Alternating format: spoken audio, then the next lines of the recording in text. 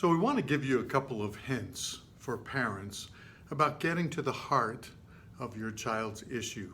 See, parenting is more about the heart than you think. We've taken some of the principles from a Paul Tripp training video, and some of those key things we want to just consolidate here for you to be able to use as a parent or even as a teacher in your classroom in working with kids, to realize that we need to get to the heart of the issue. Sometimes we shortcut and we try to do something quick. And in fact, some of the things that often fail that we've all tried are listed right here. The first one is manipulation. To try to get your child to do what you want them to do with some incentive or reward or something positive that may happen to them. And the child is evaluating, is this really worth it to me to be nice to my sister in order to get this opportunity or this privilege? And it may work for the short term, and they may start being really nice to sister until the reward is no longer there, and then they go right back to doing what they were doing before because it was in their heart. So we try manipulation, often doesn't fail. The next phase of that is guilt. We start pressuring them. You know, Jesus wouldn't like that. That's going to lead to really wrong behavior, and we just want to start guilting them into doing the right thing. And again, that's a short-term process that we hope will have long-term effects, but it really doesn't. And then we also tend to advance to threats. If you don't stop doing that, you're going to be grounded for the next 6 months, right? We try these huge threats to try to get them to change their behavior. All of them may have short-term effect, but they don't do anything to get to the heart. Any lasting change has to come through the heart. We've got to be able to get to those heart issues. And unfortunately, parents, as we want to have our kids' hearts changed so that we can then see the fruit of that in their behavior, we first have to realize that we have to deal with our own hearts. We have to make sure that we are allowing God to work on our heart, change our attitude, keep us right before God. Because if we don't let our heart become influenced by God, if we just react to the situation instead of coming from a heart place, then here's what will happen if we don't let it affect our heart first. First thing is, we're going to miss that opportunity for ministry. We're going to totally miss that opportunity to really get to the issue and to minister to our kid, and we're going to turn it into a moment of anger where we're just frustrated, we're irritated, we're angry, and so it becomes messy because we didn't see what God was showing us. See, the whole point of parenting is for us to be seeing their heart. When our kid misbehaves, it's like God showing us a picture, opening up their heart so we can see what's going on. And we can either react to it and be angry, be shocked and surprised. What are you doing sinning? Why are you acting just like me and every other person on the planet?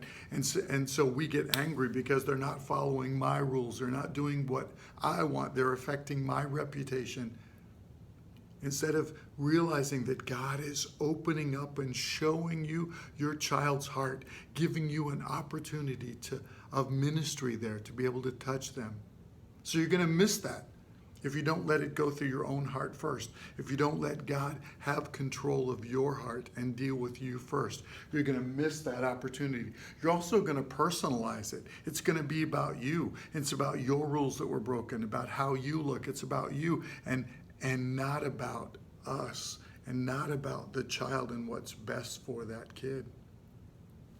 You're also going to put yourself in an adversarial place. It's going to be you against the child. Who's going to win this standoff? Who's more powerful? It's going to be you against your child instead of you coming alongside your child and getting to the heart of what God wants to do in them. The last thing is, if you don't allow your heart to be affected by God, you're going to go for the quick behavioral change. You're going to want a short-term solution, and you're not getting at the heart. And so you're going to be dealing with this over and over and over again. So don't leave your heart out of the process. Understand that God is using this child and even this behavior and this opportunity to affect you, to grow you up, to mature you, to make you more Christ-like, even in the middle of this situation. God, what are you doing in me? And I want to be submitted to you, and let your heart be involved first. So when you see that your kid has misbehaved, they've done something that you know is wrong and they know is wrong, there are 4 or 5 questions that we ask them. Often we ask the wrong question first. We go, why did you do that? What were you thinking? And that's like, I don't know. We don't really get a good response. So to remain calm, to look at this as an opportunity for ministry, and I want to get to the heart of what's going on.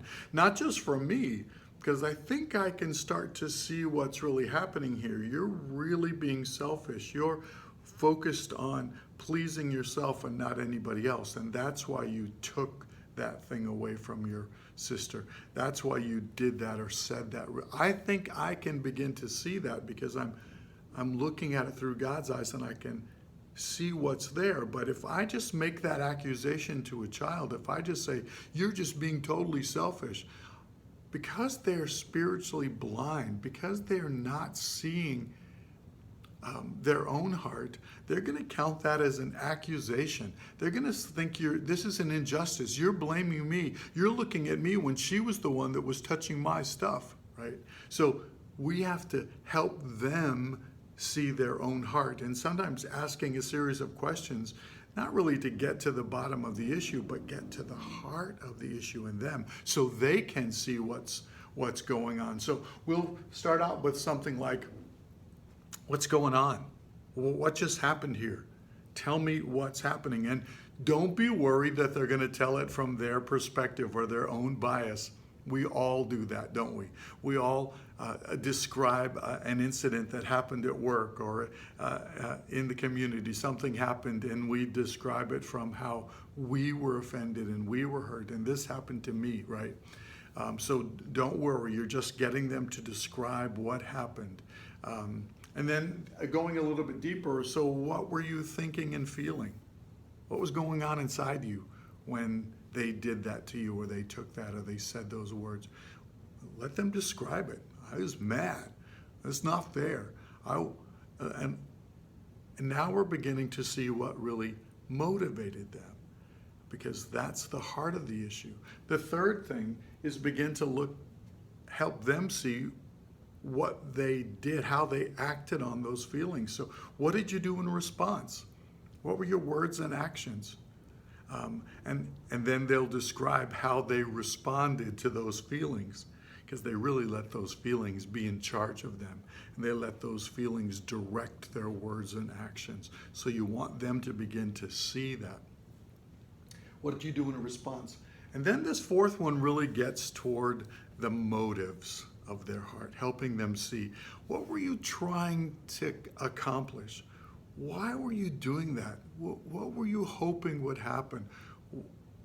Well, I wanted to get even. I wanted to get my toy back. I wanted them to stop. So I wanted my stuff. I wanted my way. It was about what I wanted. And so you begin to get to kind of the heart of their motivation, why they were doing what they were doing. And then you want to begin to talk about the consequences. So what was the result? What the Bible calls the harvest.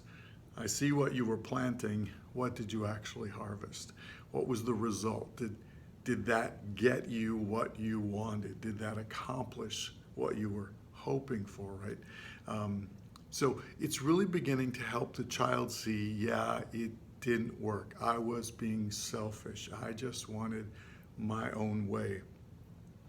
And so you're beginning to expose the child's heart to themselves so they can see what's going on inside.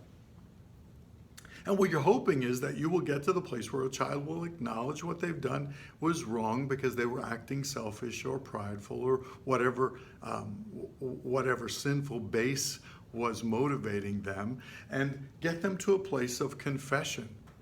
And confession is a difficult thing for a child unless they really understand on a heart level what they've done wrong. And confession is really personal responsibility. It's owning the words and actions, the things that you did wrong. It's, that was me. I said some really mean things, and I did something that was really hurtful, and I shouldn't have. That was wrong. And the thing is, it's with no excuses and not blaming others. Well, yeah, I did that, but it's because she did this first to me. No, that's not a confession. That's still blaming someone else. It's what Adam said, it's the woman you gave me, right? It's what Eve said, it's the serpent who, blaming someone else. And so we want to see in our kids a confession. It's taking personal responsibility for their words and actions without any excuses, without blaming somebody else. Well, I was just tired. I was in a bad mood today, or something else happened first, and so that's my excuse. No, there are no excuses. There may be lots of reasons, but no excuses. I shouldn't have done that. That was wrong. So these are some simple reminders for us as parents and teachers, those who work with kids, to remember to focus on the heart. And to begin to ask some questions to expose to the child their own heart, to help us look for that opportunity of ministry and not just react and miss out on what God might be doing. So just a couple of tips. The Paul Tripp course is really a good class. It's a good summary of some parenting issues. And so I hope this helps in some way, and we're praying for you as you parent. It's a big job, so let's do it well.